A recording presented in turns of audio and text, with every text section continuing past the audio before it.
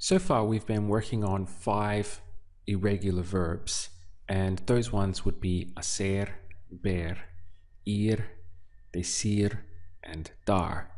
Now, I just want to take a minute to remind ourselves why these irregular verbs are so important. The reason is because the top 10 most used verbs in Spanish are all irregular verbs. So to help us try and retain this information and to really get a handle on them, I've devised a jumbo drill which is coming up next. But the problem is that with these irregular verbs, they really are a minefield, just full of traps waiting for you to trip up and make mistakes or to forget them. So for that reason, I want to make sure that before you try to attempt this next jumbo drill of irregular verbs, I want to make sure that you are really ready for it, because it's very important that you prepare properly. If not, you'll find this next drill really horrible. You'll probably get half of it or more wrong, and this can cause a lot of problems, because when that happens, you start to lose belief that you can actually succeed in learning Spanish, and you also lose enthusiasm to continue.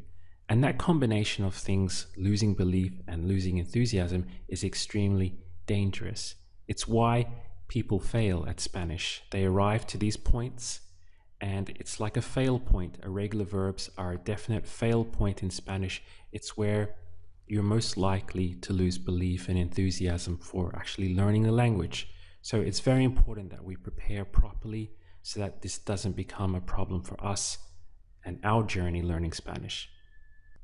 Now, in order to help you prepare, I've put together a PDF to help you. So let's switch over to that right now.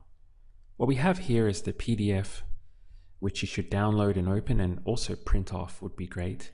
And I just want to point out some of the things that I'm talking about here.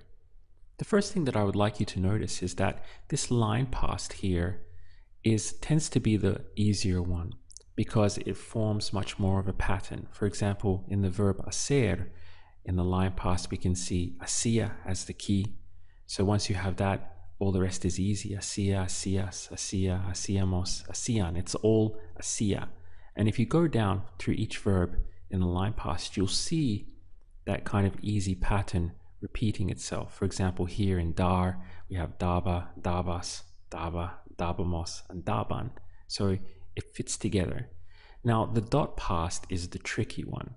This is where it really kind of goes very irregular, and it's the one that you're most likely to get wrong. So pay special attention to the dot past when it comes to irregular verbs.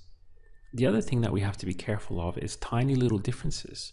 For example, if we look at the verb here, hacer, we can say take hacemos, which is we do, okay? Hacemos, we do. But we did is hicimos. So there's a very little difference there to watch out for. We need to make sure that we're catching all of these little nuances. So we have hacemos for we do, but hicimos for we did. Another example might be, say, if we go down to the verb ver. So again, we have vemos for we see, but vimos for we saw, because this is the dot past. Another example would be, say, in dar. So we have damos for we give, but dimos for we gave.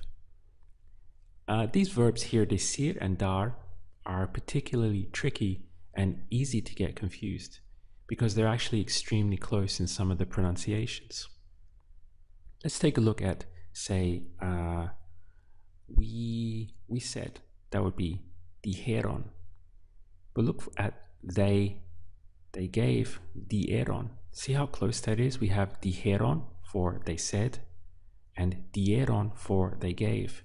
Dijeron, dieron, dijeron, dieron. You see how tiny that difference is? And this is why I'm trying to get across this point to you that irregular verbs really are a minefield. And it's why most people fail at Spanish, because they just aren't prepared to put the attention into irregular verbs that is required in order to speak Spanish. Let's take a look at another little tiny difference between these two verbs in particular.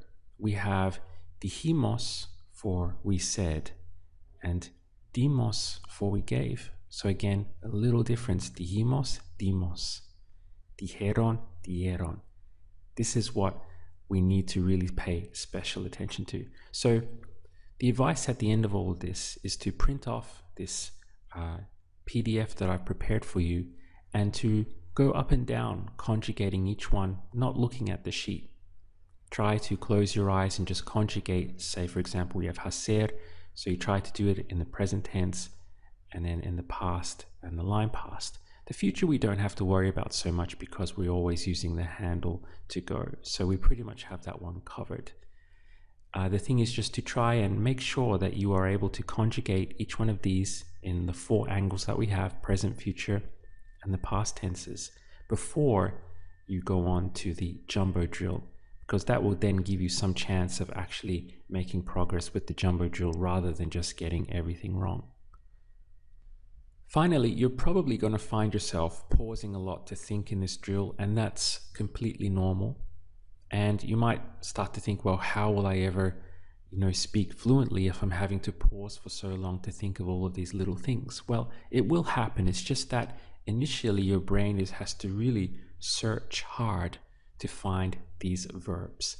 But the more you challenge your brain to do that, the more your mind will become used to it, and you'll find that eventually your brain will start to give you the answers faster and faster. But in the beginning stages, I just want to reassure you that it's completely normal that you have to pause quite a lot with these irregular verbs. It's something that all of us go through.